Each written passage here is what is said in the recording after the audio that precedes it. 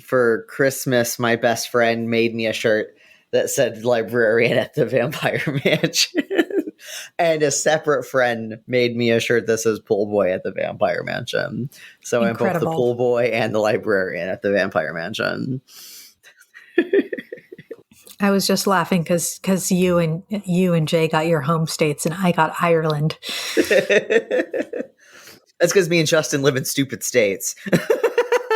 Well, I grabbed the Ireland one first because I was like, oh, this is interesting. And I bet we don't have a whole lot of Irish listeners. So I thought, oh, let's throw that in there. And then the Texas ones I've been meaning to read anyway. So I was like, okay, let me grab a couple of those. Because the court case I'm going to talk about, that I was just taking notes for. I should have read the whole thing. The reporting on it was bad. So it's kind of my takeaway for this episode is we can't really trust the reporting on these things. We've really got to go read the cases ourselves because the reporters not only don't understand the legal issues at hand, they also don't understand the libraries. And so it leads to like really misleading and like they miss like the funniest parts of the story too. So yeah. And then I don't know, I just searched like libraries New Hampshire and it's like, oh yeah, they're in a little bit of an earlier stage, it seems, of the conflation between any kind of sexuality and pornography. They're still like, no, it's porn is defined in the way we know how to define porn, like prurient interests is the main point.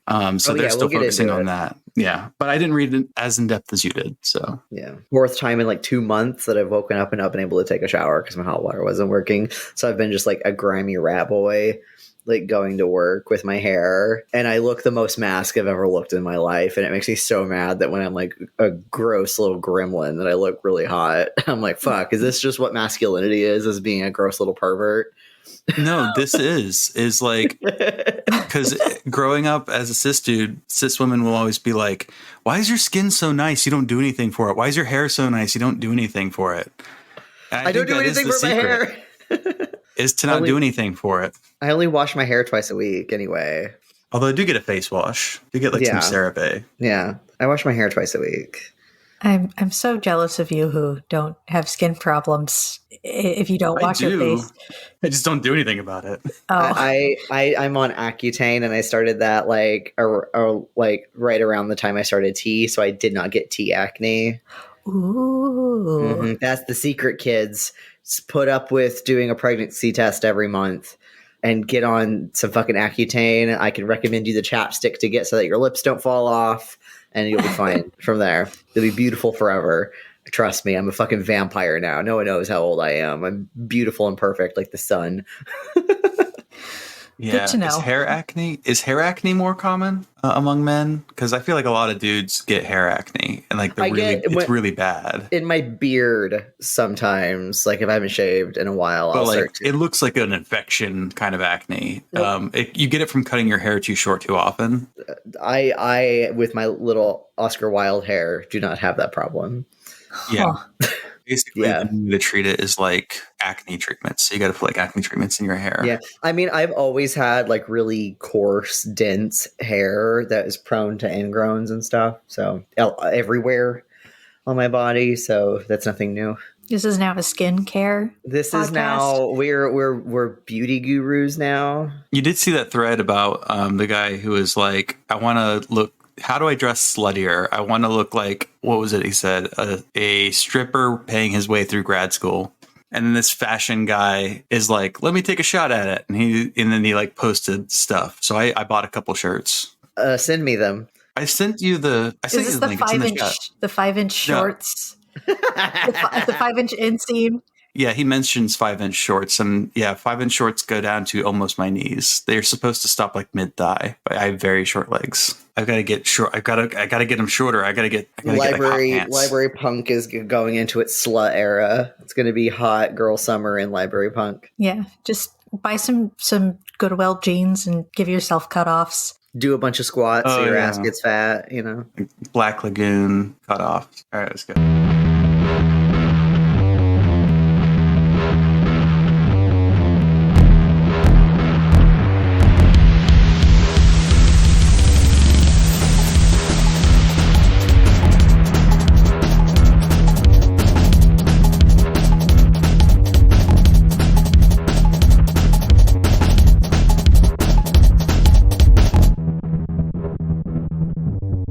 I'm Justin. I'm a Skullcom librarian. My pronouns are he, him.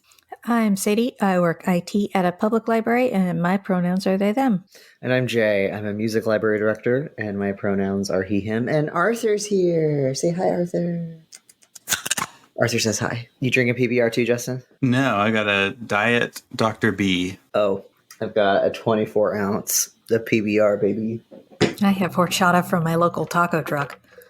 Oh, nice. And I had some apple pie for dessert. I don't normally do dessert, but I've been showing a librarian friend of mine who we are going to get on the show eventually, Twin Peaks, and we were having fun with it, and she brought over some pie and then coffee for herself while we watched Twin Peaks.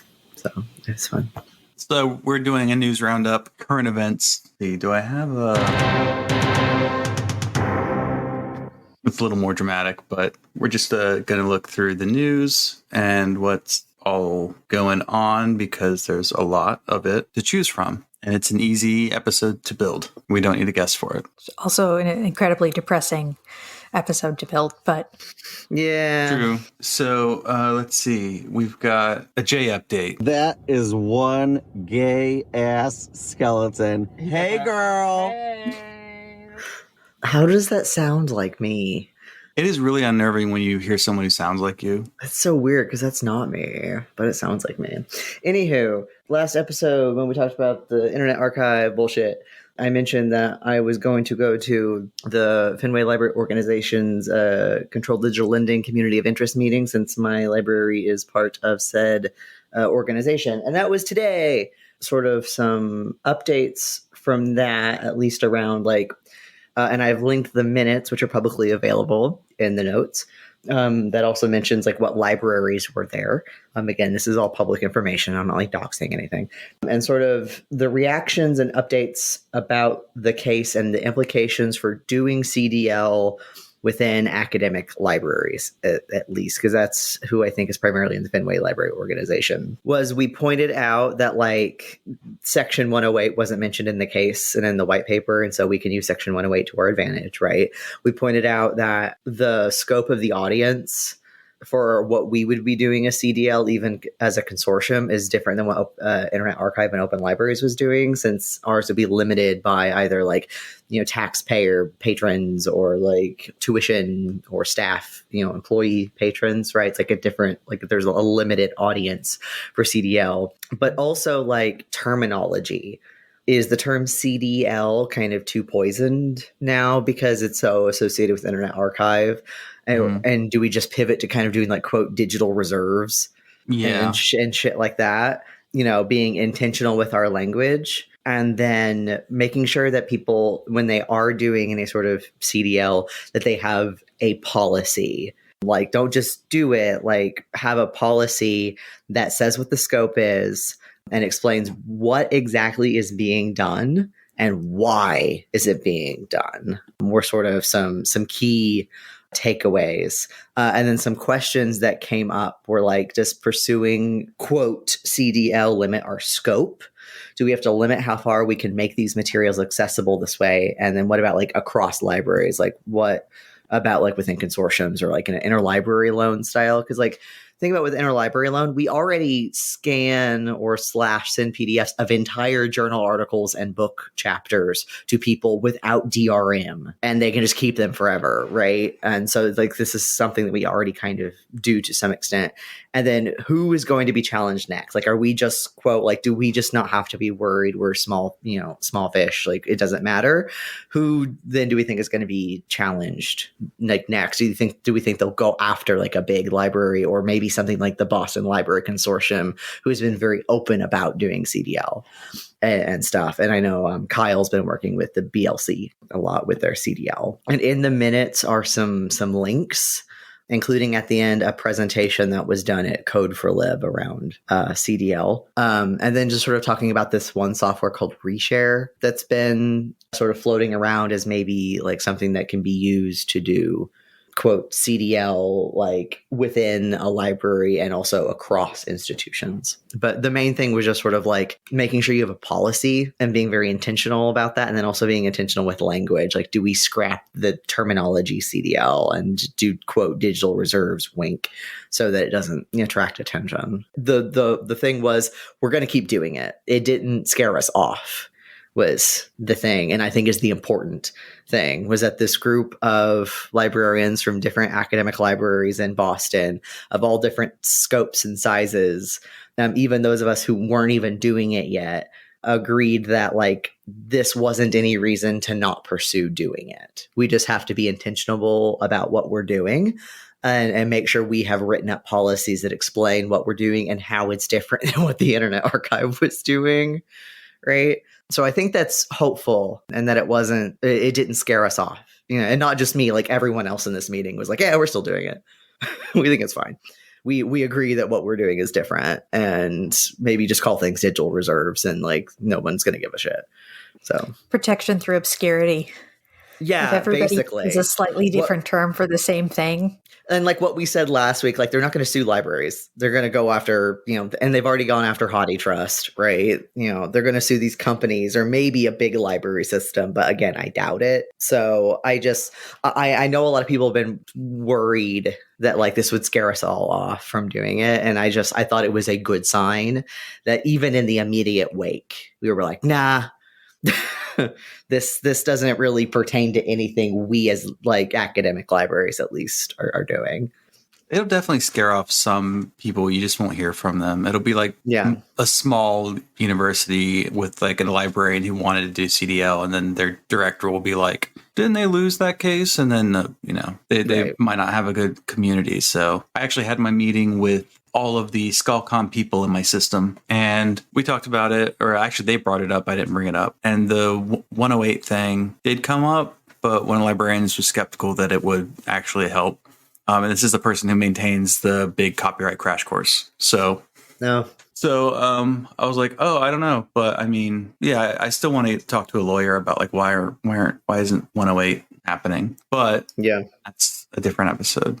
But yeah, I think that's a good update considering we're about to be a fucking bummer with the rest of this episode. Yeah. So first up, Ireland. I may be Irish, but I'm not stupid. Sadie's got this. Yeah. Okay. So from the articles I read, the thing that kind of slapped me across the face was one library staff member said, it's like I went to bed in Dublin and woke up in Florida. Which was just like, ouch, and also like, I'm sorry.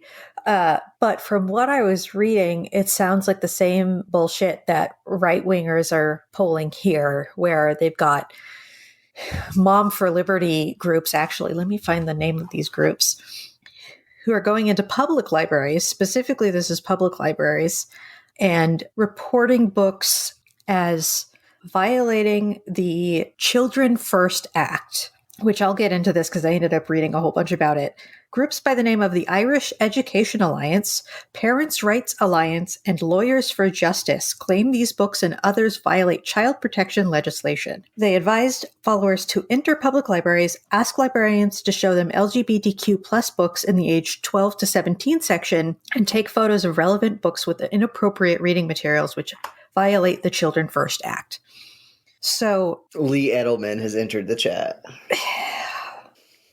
Well, and the thing that gets me about this, though, is like, from my reading, it sounds like Irish public libraries kind of fall under the federal government.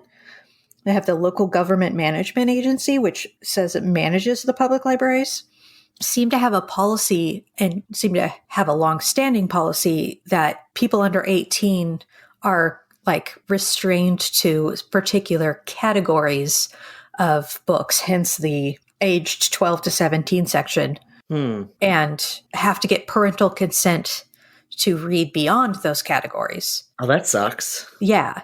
So like it's the kind of thing that people in the US are like trying to get in place. So it's already there and they're not satisfied with it. So like if if any of those respectability politics people out there think that actually acquisitioning or, capitulating to some of these demands will actually like satisfy them, it's not going to. No, the point is they slowly tear it all down bit by bit. You give them an inch and then they ask for another and another and another, but it's over time, so you don't notice that that's what's happening until it's already gone. Yeah. Well, and the one article that I was reading, it'll be linked in the notes, actually talked about how the child membership with the signed consent from a parent to read outside of certain categories has apparently prompted disquiet among staff in some libraries who argue that the move is restricting young people's choice of books and is a response to recent protests by thought police campaigners. So the local government management agency says that this has always been the case, and their new library management system now has functionality to reaffirm consent in line with age categories. So they say this has been in place for a long time. Librarians are saying this is capitulation to the stupid right-wing groups, and the right-wing groups are, being themselves.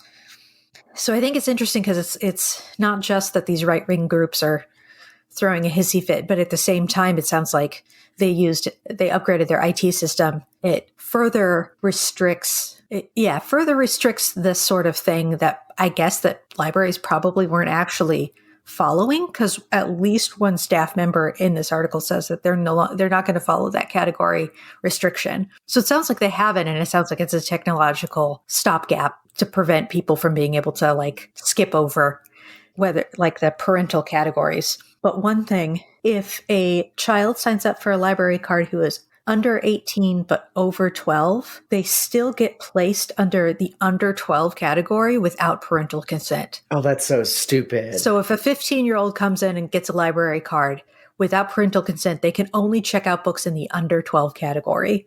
Like say it's like after school, but their parents work late or something, and that's the only time they get to come to the library, just because maybe their parents like just wouldn't have the time to be there at the same time as them. Yeah, and like it didn't say how like it's like a signed parental consent, so it sounds like they can probably get like a permission slip, but at the same time, it's like one staff member says, "Imagine the indignity of being a teenager having to choose books from the child section." It's like you don't even get to pick out what's known to be in your age and maturity range. Yeah. Which is like so stupid. So it sounds like there are some weird restrictions to the Irish public library system already. And then there's these right-wingers come in who want even more restrictions done on it.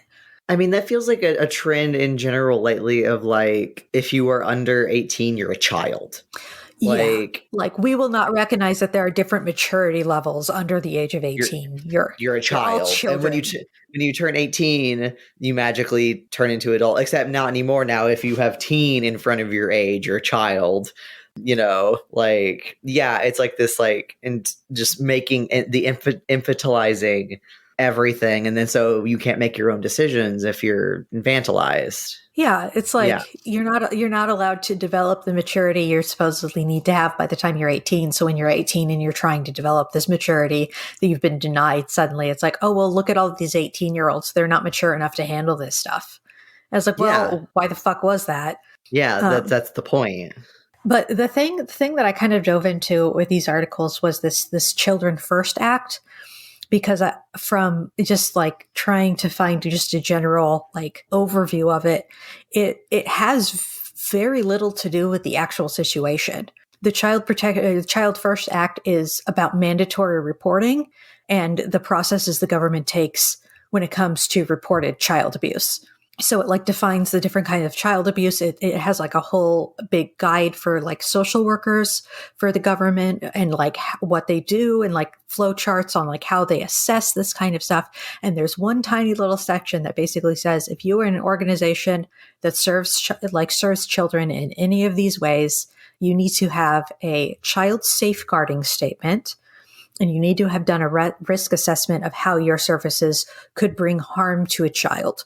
And then from that, you need to have a child safeguarding statement, and you need to know like what risks your service could possibly like have in regards to harming a child, and have basically a policy to address that. So unless, Irish libraries, public libraries have their thumb up their ass, they should already have a policy that they could turn around and tell these right-wing groups, like, no. Like when it comes to the Children First Act, we've already covered all of our bases. I can't imagine that they wouldn't, because they're overseen by a government, like a government organization. Right. So it's just one of those like groomers.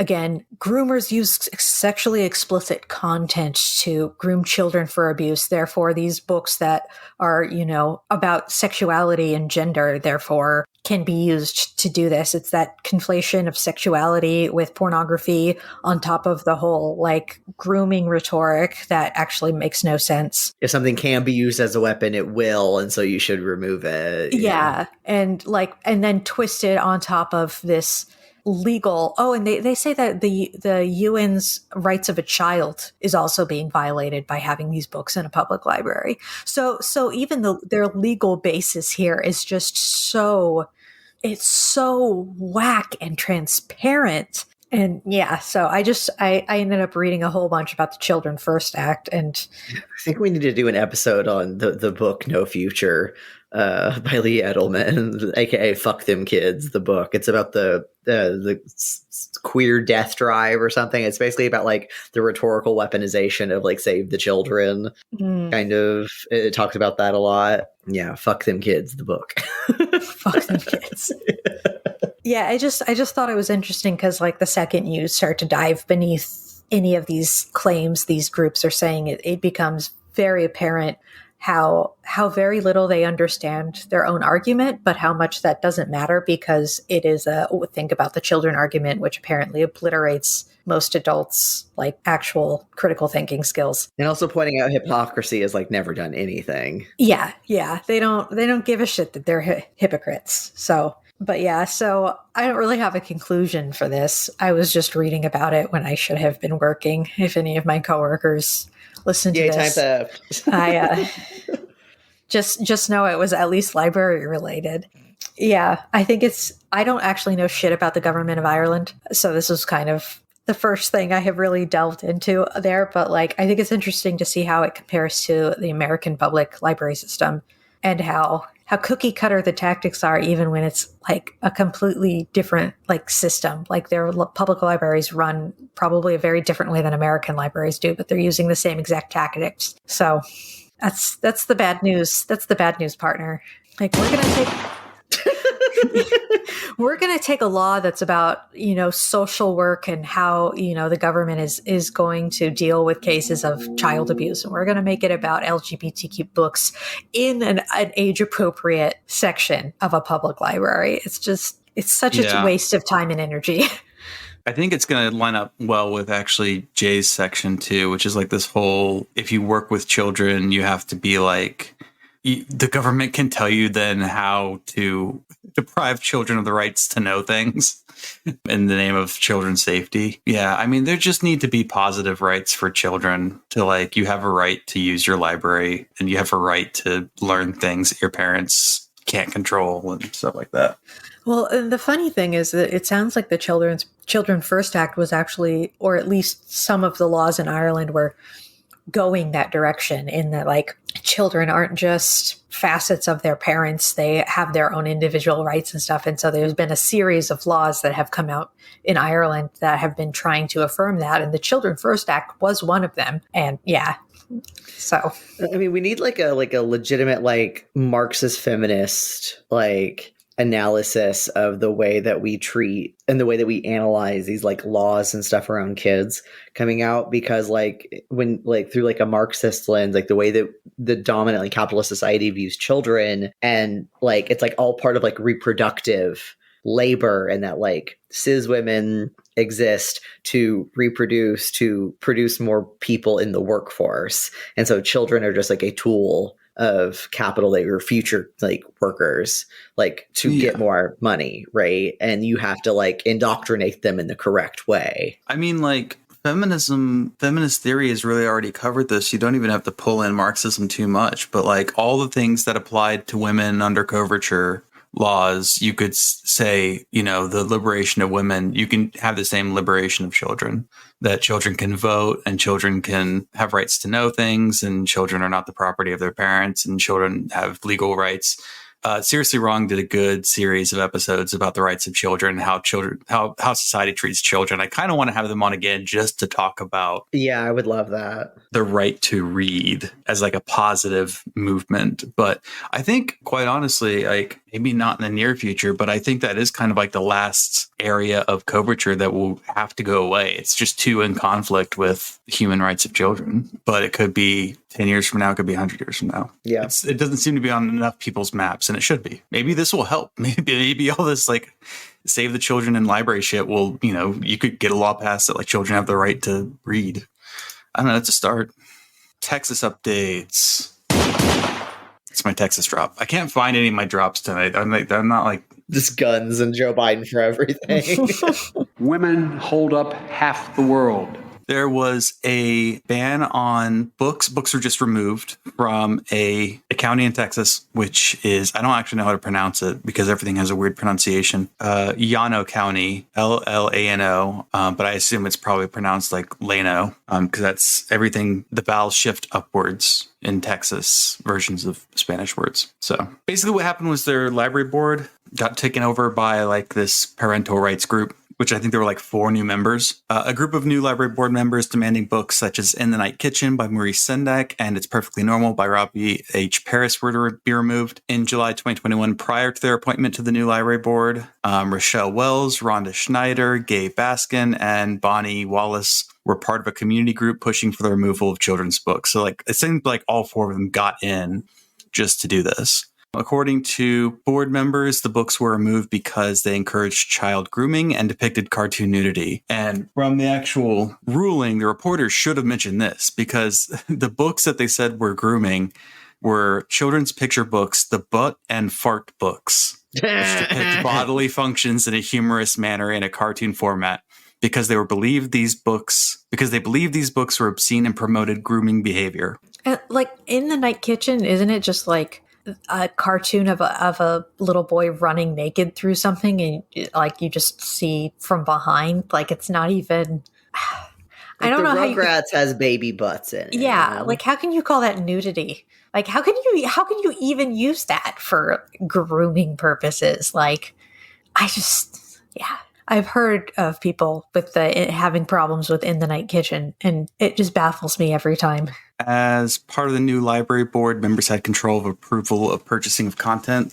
The county librarian is also being sued, and I can't tell how complacent this director is. Person's name is Millam. I don't know their first name. Because once I realized that the news story I was working off of wasn't good, I had to download like the 26-page actual ruling, and I didn't have enough time to do that, to get through it all. But the director said was basically like getting lists from these people saying these are the books we don't like, and there's communications in the court record with several librarians and commissioners saying they see no problem with the books. So basically 2 of these board members contacted Millam to instruct her to remove the books from the shelves, and from the emails Millam said to pick her battles. So they were basically saying don't fight back or they're going to make her life hard. Actually, I don't know Millam's gender either. Oh no, it is in brackets her. Okay, that's where I got that.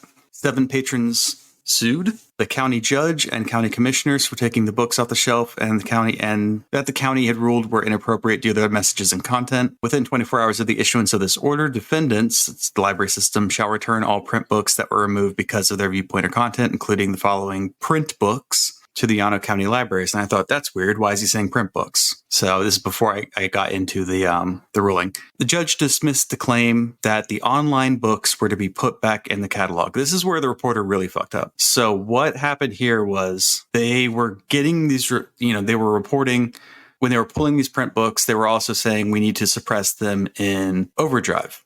And they were talking about options to implement filters or other restrictions for books in Wallace's lists that were available through Overdrive. This was particularly, they were concerned with lawn boy and genderqueer being in Overdrive, which there's a typo and it says lawn bow in the decision. But the reason that the judge didn't do that is because the library system actually got rid of overdrive entirely. So he couldn't reinstate it because they would have to like go back through the process. And I guess I didn't get to the part of the ruling where the judge explains his basis on this. But he's saying, the plaintiffs have made a clear case showing they're likely to succeed in their viewpoint discrimination claim. The overdrive stuff just, I guess, doesn't matter because they switched to a different vendor. So they're using Bibliotheca. Our old friends, Bibliotheca. Enemy of the pod. Enemy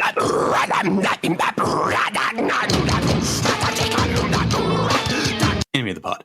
But apparently these books are available through Bibliotheca as well. So it doesn't, it's not actually going to cause a problem. So I think that was probably why the judge said it doesn't matter. Although this part actually kind of annoyed me. So the judge writes, although libraries are afforded great discretion for their selection and acquisition decisions, the First Amendment prohibits the removal of books from libraries based on either viewpoint or content discrimination. I don't think that's true. Yeah, that sounds like an argument I have only heard people who aren't librarians or library aware make. Yeah. Well, there wasn't any precedent that I could understand where he was saying this. Again, I didn't get the whole ruling, so maybe it's in there. But that's a really vague term, like viewpoint discrimination in terms of like library selection and weeding. Because like if you say, because he talked about the the musty stuff, and that's like irrelevant is one of the parts of musty, which is like that is 100% subjective. We can't pretend that this is not a subjective process. What we need to focus on is that these are subjective attacks on the right of queer people to exist in public and the right of minors to know about them. That's really at issue. The First Amendment just doesn't. It's great. It's a great triumph of liberalism, but it's not doing anything here. We might win this case. You might lose it and be like, no, the First Amendment doesn't actually protect collection development decisions. It's not doing the heavy lifting. It kind of doesn't, to be honest. Yeah, because you can't buy every book. So you have to discriminate on. You have to make a decision. Yeah. Yeah, it's subjective. It's always going to be subjective, and there's no other way around it. And that has kind of always been my argument is like the First Amendment as applied to like either doing leftism in terms of like anti-fascism. You need to, stop fascists from organizing. So you need to be able to stop them from assembling. Like, yeah, that's, you should be able to ban certain groups from using library spaces because you don't want them to assemble there. It's like if a Nazi comes into your bar and you're nice to him, and he brings his friends and suddenly you're a Nazi bar. That can happen at a library. You are now a Nazi library, right? It's where all the Nazis hang out. It doesn't matter how many Seattle Public Library. Doesn't matter how many ALA freedom to read statements you have hanging around. If there are Nazis in your library and they're not kicked out immediately, it doesn't fucking matter. Yeah, and you've set precedent to allow them in. When you should say like, look, this is subjective, but like you can't be a Nazi here. Go away. Fuck off. But what you can be is queer, and you can learn about queer people, especially. You can learn about Nazis.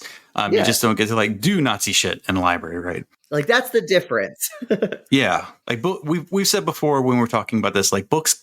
I don't think any of us believe books can hurt you, but propaganda can be very effective, and you do need to Well, it's also just like. If you give people a place to do organizing on the ground, this was kind of my argument when we were talking about like our book ban episode with our guest, Emily Knox. This was kind of my argument that in the part that I was disagreeing with her on was it's the Nazi bar thing. That's what I was thinking is like, if you allow your specific collection in a specific situation, like the general liberal idea of live and let live is a pretty good one. It's one of the strengths of liberalism, right? It's worked pretty well at like protecting people's rights. I'm specifically talking about like you start buying Nazi shit and you start buying Christian fundamentalist shit. And like we saw this when they defunded the library in like some rural town. They're like, either it's going to be a Christian library or we're defunding it, right? And it's like, this is it. This is the Nazi bar problem. Yeah.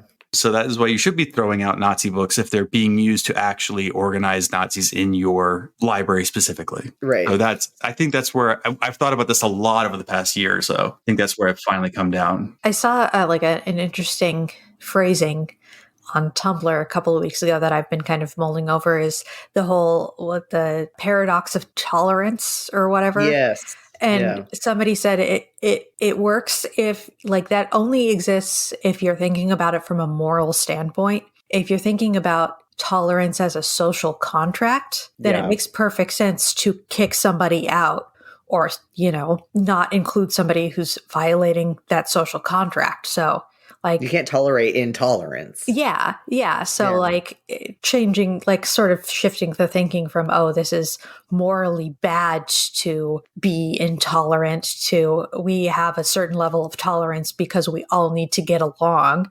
Like, Yeah. and when you're a Nazi bar, it doesn't matter how tolerant you are, you're a Nazi bar. Pretty much exactly. I have another article that I didn't really get a whole bunch of time, but to go through. But I remember this. I don't know if this law is going to move forward, but it's just a continuation of the depiction of sexuality with pornography. It is completely, that distinction has been erased in Texas legislation. So here's a quote. I don't care if it's Lonesome Dove, or which is a Texas novel that would be removed under the proposed legislation. I don't care if it's Lonesome Dove or any other novel. If it has sexually explicit material, I would view that as an incredible win for the students of the state not to have that material in the library.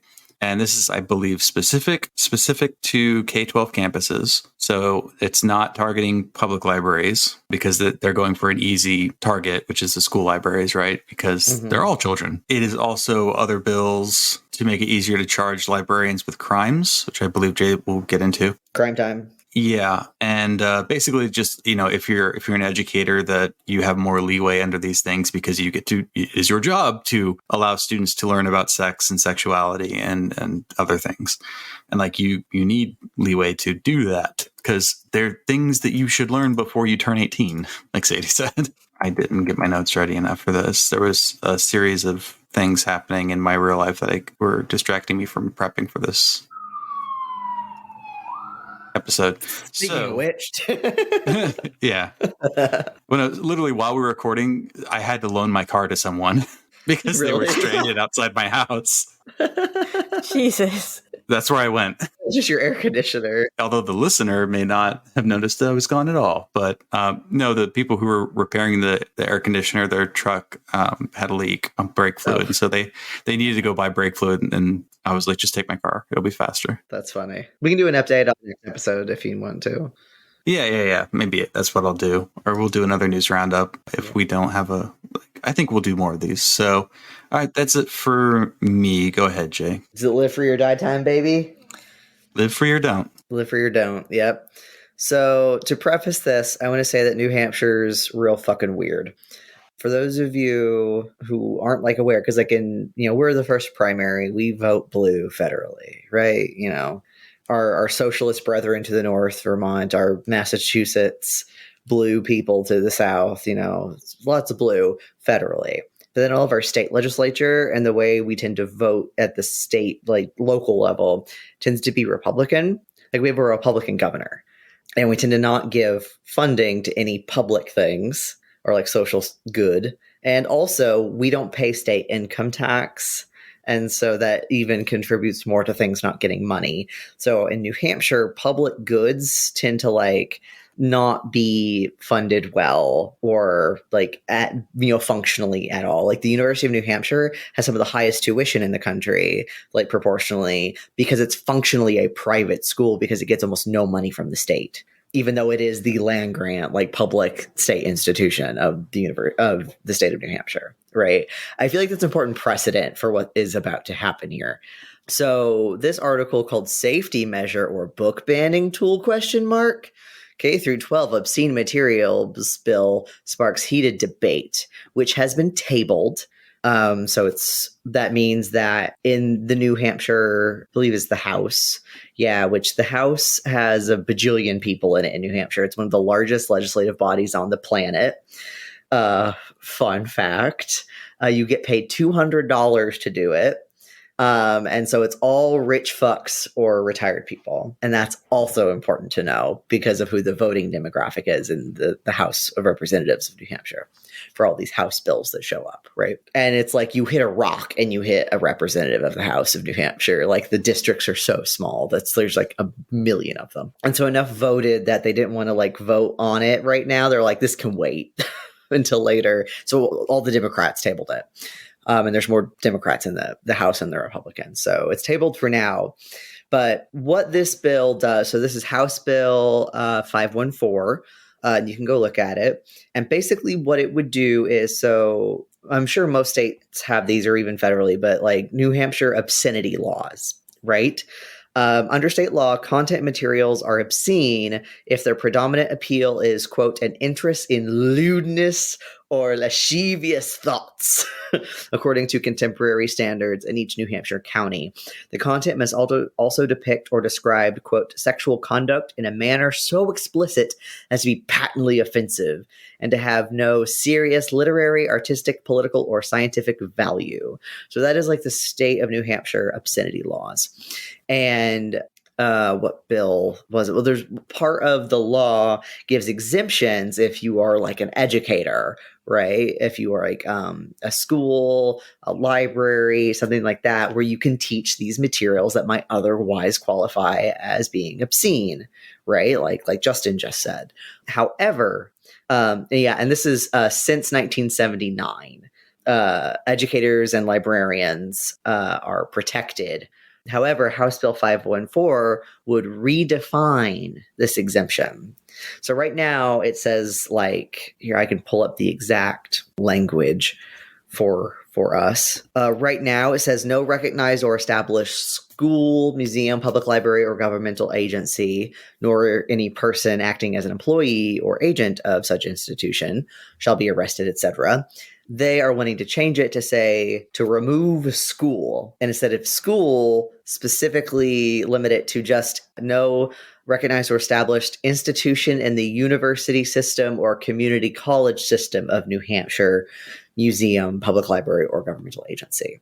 So basically, K through 12 institutions, public schools, and the people who work at them would no longer be exempt from obscenity laws and providing, quote, obscene materials to minors, right? And so educators and librarians at those institutions could now, face misdemeanors and stuff for this. And the change would mean employees could be subjected to charges under the obscenity law, even if the materials in question had not been previously adjudicated by a state court. And I find this very sinister because, like, this is, like we've been saying for a couple of episodes, this is like a step towards like redefining public schools and public libraries, all these public goods, to the point where we get rid of them. And so everything's just private, right?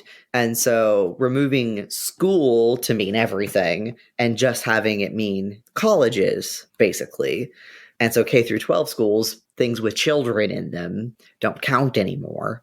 That like, to me, that feels like the chipping away of public institutions like schools and libraries, and the slow move towards like having private institutions there instead. Like, public libraries are still fine under these obscenity laws for now.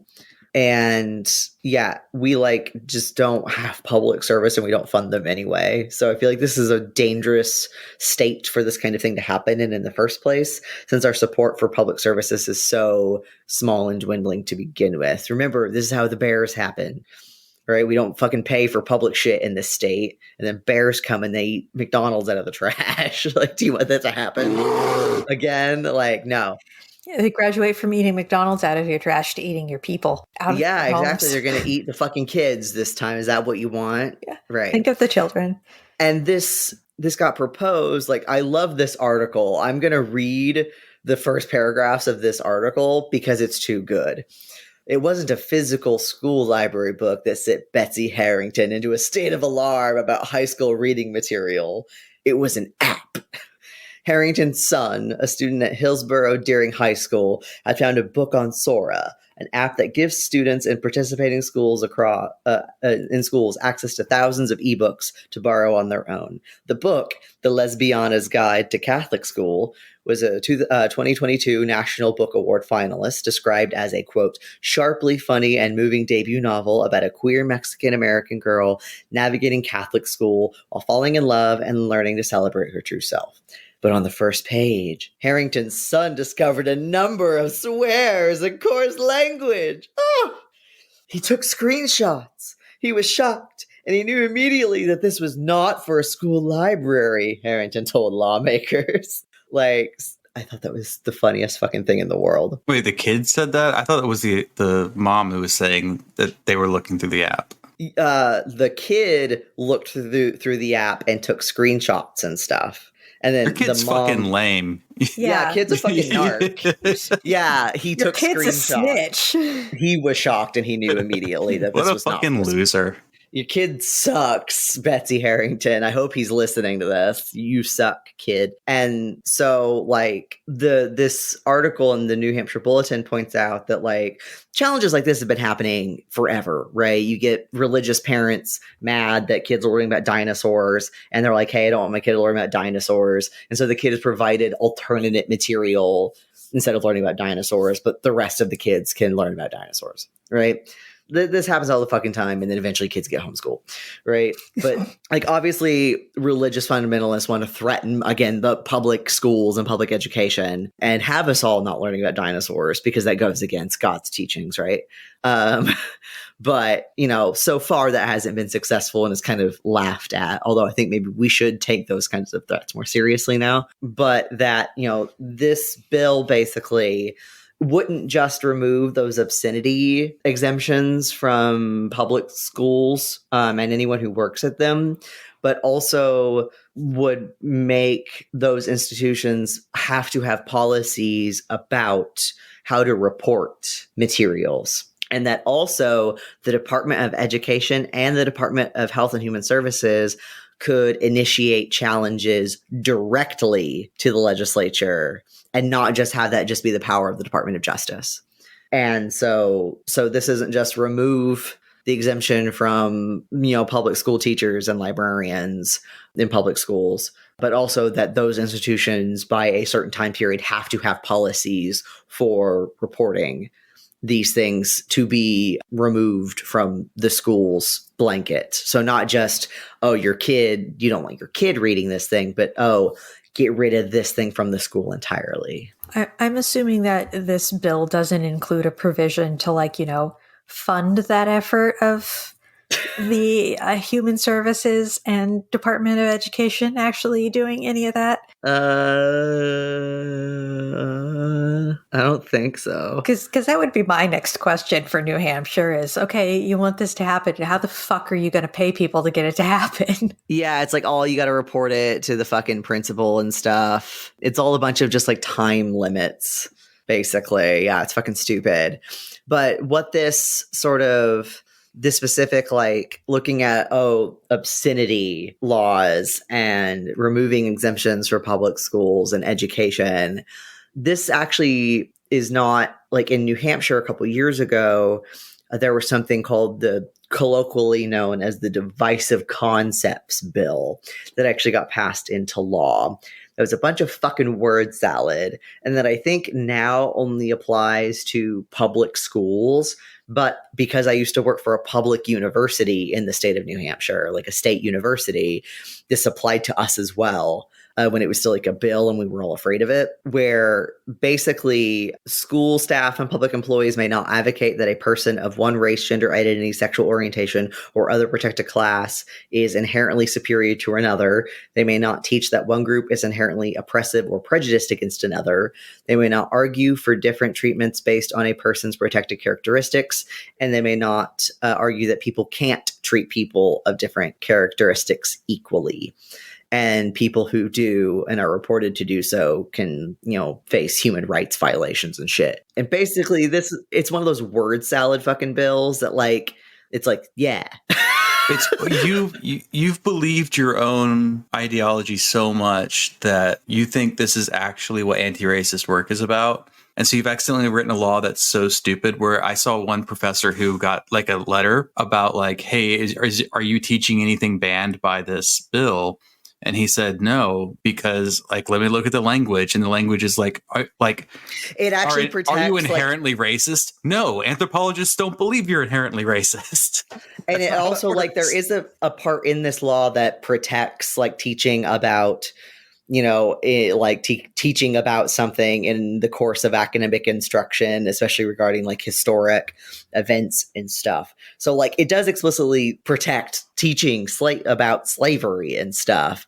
But like you read it and you're like, oh, duh, obviously. This is already, already kind of covered by 6 other laws. But also, like, if you argue against it, it's like, oh, what? Do you want children to be taught bigotry? Why are you arguing against this? Right? It's like one of those that's like misguidedly reactionary, but also very tactful. It knows exactly what it's doing. Like, it knows that critical race theory and shit isn't actually what the fear-mongering says it is, but that's not the point.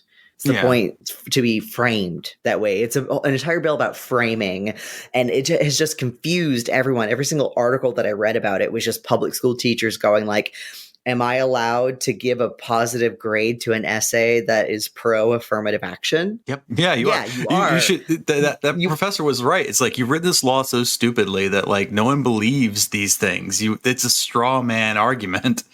Exactly. And the Democrats actually literally like fucking yesterday or something proposed a bill that would repeal it. And I think it's tabled as well right now. But it basically is just like a bill to just strike all of that language out that was added.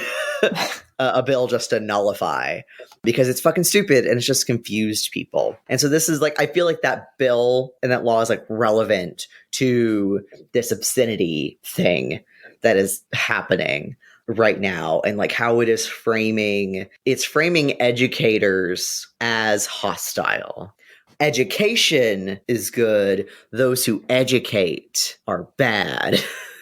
Basically, they're, liberal indoctrinator groomers. It's like, it's teaching people, both students and parents, to be suspicious of people who teach their children. That anyone that is not them, that teaches their children, is someone to be suspicious of and who to be hostile against, right? Like, that is the kind of mindset that a lot of these bills are getting at. Educators are inherently suspicious. They are, the grooming rhetoric, right? And another like rhetorical tool that's been used for the proposed one about obscenity is, a lot of people are rightly saying that this is just going to lead to book bans, right? And one of the representatives that's for it was like, oh, no. This isn't about book banning. This is about a parent's right to control. It's about parental control. And my, like, that meme of the goose chasing after the person going like, state's right to do what, motherfucker? Like, that meme, I'm like, parents' right to do what, motherfucker? To ban books. Like, that's what, this is a states' rights argument, but about book banning and parent control, right? And I thought that was dumb. And I thought this was so interesting, especially that this article was about like an app and like ebooks on an app, because it's like in Massachusetts, well, it wasn't just in Massachusetts, but I know a lot of Massachusetts librarians were the ones talking about it, the hoopla thing. Well, the fucking, what was it, like the pro-life and Nazi books that were in hoopla? Yeah, I remember. And we tried to get those out and they stuck to their guns and protected it. But apparently books about like cool Mexican lesbians who are trying to get through high school, apparently that, you can keep kids from reading that. But you got to leave in the like pro-life Nazi shit, right? Yeah. A bit, I think that was Massachusetts though. I think it's interesting that's Sora. Because which I haven't heard of, but I'm not a public library person. It's Overdrive. Oh, is it? Yeah, it's just Overdrive for schools, for school libraries in particular. So I could see how it, like, if you start targeting that, then it'll sort of, I can see how that can escalate to public libraries and apps and stuff. But it also makes me think of, was it New York Public Library or Brooklyn Public Library, who was like, basically like, if you're a teen who is who is physically on the ground in the US, you can have a card through us and access our. So it's like, I wonder how much of the countermeasures of this kind of stuff is going to have to come from other states. Because like, how do you stop a New Hampshire kid from signing up for and getting a Brooklyn Public Library card? And right. I think the apps work like functionally the same. So yeah. And part of me wonders, like, so YA is a marketing term, right? And YA is mainly written for 35-year-old white women. Like, literally, I've had friends who work in publishing say that what YA gets published and picked, at least in the mainstream, is ones that they know will appeal to an adult demographic, right? But when does YA as a marketing term get like weaponized and because it's already pretty sanitized in the mainstream sense? A lot of people like to say that it's more diverse than anything and that should replace everything with it, and those people are stupid. But like, when does it get weaponized to be like, oh, this is what the teens are reading, and all the books about Mexican lesbians in Catholic school are YA, genderqueer is like YA or whatever. Like, why don't we get rid of YA or whatnot? Like, when does this go all the way up to the fucking, attacking a genre because of an age demographic, right? Yeah. Justin. Parental rights for what? Every time I hear the phrase parental rights or like parental control, I'm like, control to do what, motherfuckers? Like, it makes me instantly suspicious just because, like... Mm-hmm. Yeah, this bill has been referred to in some places as banning books, but that's not the intent of this bill, he said. Instead, he presented the bill as a means to provide parental control. Which, like, that's not the intention of the bill, but motherfucker, how is it actually going to get used? Yeah. Yeah. Intention is an action. Mm-hmm. But yeah, so... that's the live free and think of the children state, folks. Think of the children. That's New Hampshire right now. But then there's like a bear and a Puis no steppy trident like flag. Shit's fucked. But maybe, hopefully, this will get repealed. The divisive concepts things will get repealed, and hopefully this stupid other bill will like stay tabled or not go through or won't get voted through. Because again, this obscenity laws one has not been voted through yet. It is on the table and has been voted to be tabled. It's been proposed, it's been put forward, it has entered into it has been in a meeting or whatever, but they haven't voted on it one way or the other. So it's not New Hampshire, where the bears are freer than the children. Yeah, where I want the children to be able to go feral and eat toxoplasma out of McDonald's trash cans. Like, that's freedom, baby. Live free or die. You don't have to wear a seatbelt, and you shouldn't have to. I'm kidding, kids. You should always wear a seatbelt. Yeah, yes. I'd be dead for seatbelts. I love those news stories from archival footage from like the 70s and 80s that are like various like local interest stories about like they're banning drinking and driving, and they're like, well, I don't know what I'm gonna do then. They just go around everyone being like, you can't tell me not to drink a 6-pack in my car. And I watched one the other day that was about seatbelts, and it was like, you can't tell me to wear a seatbelt in my car. Yeah, New Hampshire is just the don't tell me what to do, you're not my dad state, like, literally. Apparently, like, tomorrow, they're probably going to, like, vote on, like, legalizing weed, though. Nice. And, like, not like apparently... it matters, it's small state people. You can go any of the other ones that already have. Yeah, no, I can go down to Massachusetts, like a 30-minute drive and get it. Maine, you have to have a card to get it recreationally. Massachusetts, they don't give a fuck. But apparently, have a recreational card? Well, so in Maine, you can get it recreationally. It's fine or whatever. And I think but in New Hampshire, to get weed from Maine, you have to have a medical card. You don't have to get it from Massachusetts, though. But apparently the question is not, are we going to legalize it, but how much do we tax it? Jesus. None. You live free or die. Pew, pew, pew, pew. All right. I'm hungry. I've got to go do stuff anyway. Any final thoughts? Yeah. Get involved in your school boards and your library boards. Remember, get involved in your school boards and your library boards. I know that it sounds fucking lib as shit to say to do anything electoral or to get involved in your politics in any way, but local politics is where things actually matter and you get things done. So go do it, folks. We're going to be beating on that drum for a long time. Be the change. Yeah. In Llano, it was like they took over the library board. Yeah, like exactly. A group of friends took over the library board, like 4 people who clearly knew each other. So go for it. for it. Get your D&D group Yeah. into Get your D&D group. Yeah. Just role play some library and or school board members for a couple of rounds and then actually go out and fucking do it. Genius. Sadie, you should be the president of the world. If only Fucking local kids. politics were as easy. Where people were as enthusiastic about local politics as they were about like their WoW guilds. That was. I hope we have a lot of listeners who get insulted at you for saying that. No, people will be like, organizing WoW guilds isn't easy either. I believe is exactly what they're going to say. I know that for a fact. Fucking nerds. Okay. Good night. Good night. Good night.